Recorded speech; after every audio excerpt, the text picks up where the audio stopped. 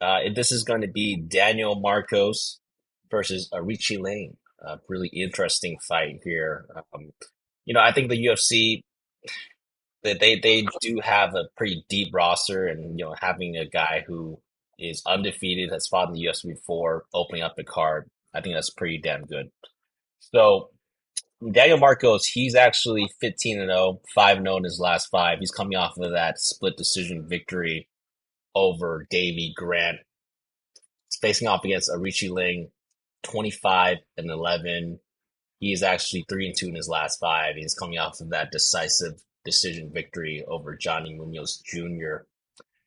And just for the odds for this fight as well, we have Daniel Marcos at minus 250 right now, and he opened up at a minus 160. So people have kind of been steaming Daniel Marcos at this point over the course of a month or so.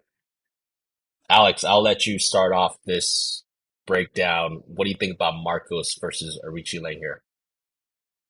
Uh, I've actually been seeing a lot of love for Aoriqileng on Twitter, but I think Daniel Marcos is a side here. Um, even though his last win against Davy Grant, was highly contested.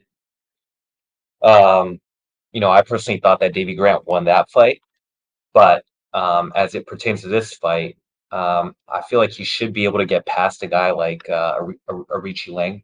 Um, I think this is a step down in competition for Daniel Marcos. I think Davy Grant probably beats Aoriqileng, to be honest. And I just don't think Aoriqileng does well against high level strikers. So, I kind of foresee Marcos tagging Aoriqileng similar to what Zahabi was able to do. So yeah, give me Daniel Marcos here. Um, I I put a bet on him personally when he was minus 200, so earlier in the week. Um, so now minus 250. So it seems like more and more people, even though I see love for Aoriqileng on Twitter, it seems like more people are maybe some sharps are putting money on Marcos. So that's kind of how I see it as well.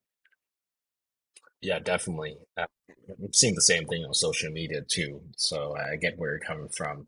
Um, Daniel Marcos, I feel like the price is affordable just because of that last fight that he had with David Grant, right? A lot of people thought that Grant probably won that fight.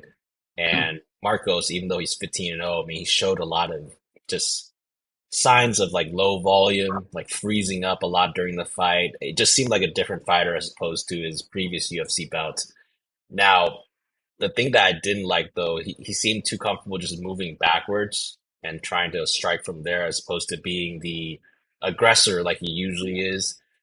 I do think that Marcos is pretty solid overall, like everywhere. Like he's good power, accuracy, fights really well when he's in rhythm. He can target the legs and the body as well, so he's not just a headhunter. He has a fantastic 89% takedown defense, so he really keeps the fight standing and is a really good defensive grappler in that sense. I also like that he's 15-0 and 8 decision wins and 7 KOs. So it shows me that he has the power and the cardio to last all three rounds if needed to win. Aoriqileng, I mean, I think that he's coming off of a high point. Solid win over the butt scooter, Johnny Munoz Jr. His striking's pretty good. I think that he likes to move forward and strike with volume. He has okay power.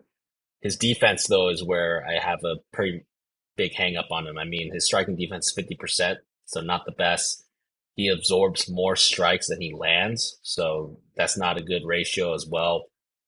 I do think that Richie Lang has a fair wrestling ability, combines takedowns with striking, but I don't think that's going to matter too much in this fight because I feel like Marcos will keep the fight standing with that 89% takedown defense. This will be a stand-up war, and Marcos should be able to outstrike Aoriqileng for 15 minutes. I think that Aoriqileng's striking defense seems a little suspect, especially after his KO loss to Zahabi, right? That was a pretty eye-opening KO loss there. It could be a close fight if his chin holds up and he pressures Marcos like David Grant does. So that's something that I do have a slight hesitation on playing Marcos. But the pick here is going to be Marcos by decision. I'm probably going to hold off on this fight overall.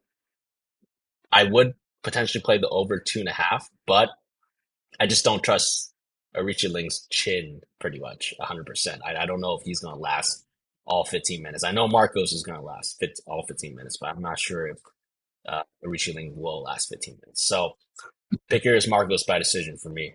And I understand where you're coming from in terms of a solid parlay piece, especially the price that you got him at minus 200. That's pretty good.